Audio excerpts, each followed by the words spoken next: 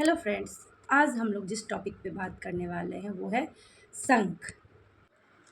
शंख देवी देवताओं का आयुध है, साथ ही समुद्र से प्राप्त है। हिंदू धर्म में समुद्र को जीवन, रहस्य और अनंत ऊर्जा का स्रोत माना जाता है।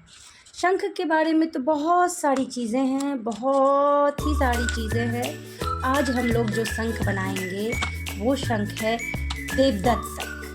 सर्वप्रथम हम लोग इसकी आकृति बनाना सीखेंगे। महाभारत में हर एक कैरेक्टर का अपना एक शंख हुआ करता था, तो हम लोग आज अर्जुन के शंख देवदत्त को बनाएंगे। देवदत्त जैसा कि आपको नाम से ही उल्लेख है, भगवान के द्वारा दिया हुआ, गॉड गिवन।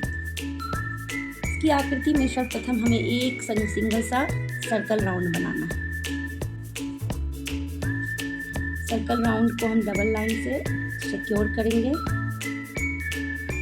देन इसके साथ हम इस तरीके की आकृति को बनाते चले जाएंगे। ये सारी आकृति जो है, ये सारे लाइंस जो हैं शंख के जो ऊपरी भाग होते हैं उससे रिलेट होते हैं। तो गॉड गिवन, भगवान के द्वारा दिया गया शंख देवदत्त शंख जो अर्जुन के पास था, जो हमारे महाभारत के जो पात्र हैं अर्जुन, उनके पास था।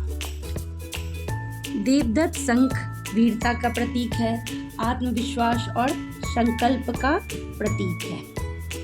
धर्म की विजय और अधर्म के नाश का प्रतीक है ये देवदत्त शंख।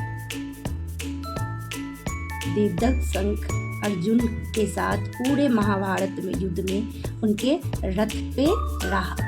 जब इसकी ध्वनि गूंजती थी तो दुश्मन सेना के दिलों में डर बैठा देती थी।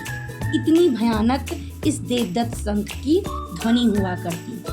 अब ये लाइन को ऐसे कर्व करेंगे, फिर इधर भी हम इस लाइन को कर्व करेंगे और इस पॉइंट को इस तरीके से सिक्योर कर देंगे। यहाँ तक फिर हमें डबल लाइन मूव करना है।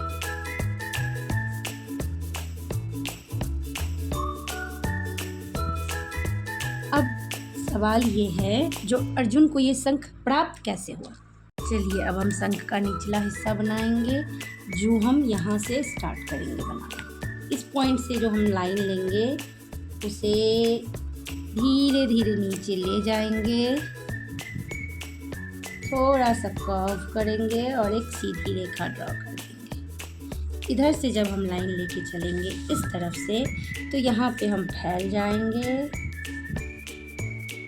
और धीरे धीरे कर्व होते हुए इस लाइन से जाके कम में मिल जाएंगे, यानी कि यहाँ का स्पेस थोड़ा सा कम कर देंगे। अब बात करते हैं अर्जुन को देवदत्त शंख प्राप्त कैसे हुई। यहाँ से मैं 2-3 स्टोरीज स्टार्ट होती है देवदत्त शंख प्राप्त होने से। आप लोग नेक्स्ट में हमें बताएंगे जो आपको नेक्स्ट कौन से टॉपिक पे स्टोरी सुननी है। अब मैं इसे तब तक डबल लाइनिंग या हाईलाइट करके मूव कर देती हूँ। ओके, देवदत्त शंख का स्ट्रक्चर। लेकिन मिथिला आर्ट में आपको पता है बिना डेकोरेशन के हम लोग कोई भी चीज़ नहीं रखते हैं, तो अब मैं इसका थोड़ा सा डेकोरेशन करूँगी, उस चीज़ पे ध्यान दूँगी। इसके साथ ही मैं आपको अर्जुन को ये शंख कैसे प्राप्त हुआ वो कहानी भी बताऊँगी। तो अग्निदेव के द्वारा अर्जुन को ये शंख प्राप्त हुआ। अग्निदेव की स्टोरी है खांडवा वन की। तो खांडवा वन को जलाने में अर्जुन और कृष्ण ने अग्निदेव की मदद की।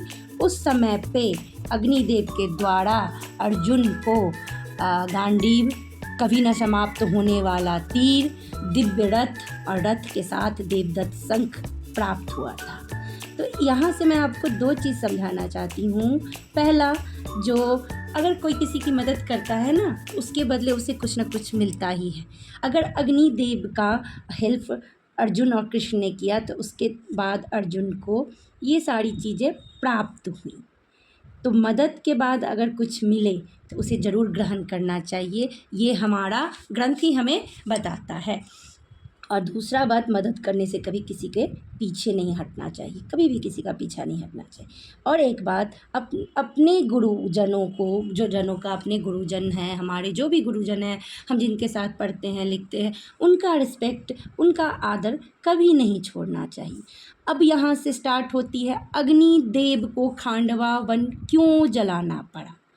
तो अगर आपको ये स्टोरी जाननी है तो प्लीज़ मेरे पेज को फॉलो करेंगे और मुझे कमेंट में बताएंगे जो आपको इस सब में से कौन सी स्टोरी जाननी है। आपको पांचों पांडव के शंख को सीखना है या खांडवा वन की स्टोरी जाननी है। Okay then bye bye.